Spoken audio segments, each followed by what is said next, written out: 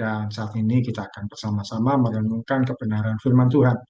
Sebagai dasar kebenaran firman Tuhan, saya akan bacakan dari 2 Korintus 3 ayat 2. 2 Korintus pasal 3 ayat 2, firman Tuhan berkata, "Karena telah ternyata bahwa kamu adalah surat Kristus yang ditulis oleh pelayanan kami.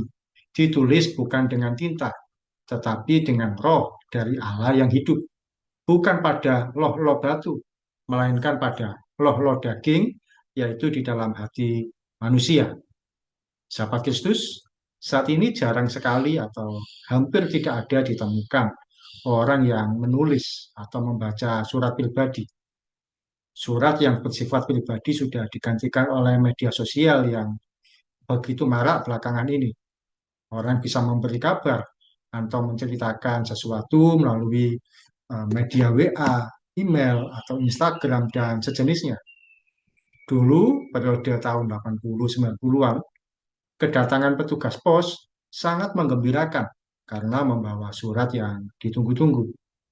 Surat menggambarkan keadaan seseorang yang bisa dibaca oleh orang lain dengan jelas, lugas, dan terbuka. Demikian juga Rasul Paulus menggambarkan keberadaan kita sebagai pengikut Kristus seperti sebuah surat. Kehidupan kita akan mudah dibaca oleh orang lain. Apakah sejalan dengan kebenaran firman Tuhan atau kita hidup semaunya sendiri? Apakah kita taat pada Kristus atau hidup dalam dosa? Sahabat Kristus, seperti sebuah surat yang terbuka. Orang melihat kehidupan kita secara transparan tanpa ada yang ditutupi. Oleh karena itu, saatnya kita menjaga perkataan kita. Apakah mengeluarkan kata-kata yang manis atau perkataan kita menusuk jantung orang lain? Demikian juga tingkah laku kita. Apakah menjadi berkat atau membuat orang lain tersandung? Anda dan saya merupakan surat terbuka, surat yang bisa dibaca oleh orang lain. Kalau disesuaikan dengan masa-masa ini, bisa jadi kita ini seperti radio yang bisa didengar, televisi yang bisa dilihat, dan masakan yang bisa dinikmati oleh orang lain. Apakah karakter kita sejalan dengan kebenaran firman Tuhan? Orang lainlah yang menilai dan menikmatinya.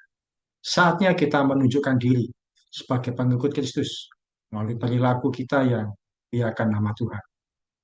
Sahabat Kristus, kita inilah surat terbuka yang bisa dibaca dan dilihat orang lain tanpa ada yang ditutupi. Tidak ada pilihan lain selain menjadi berkat melalui perkataan dan perbuatan kita.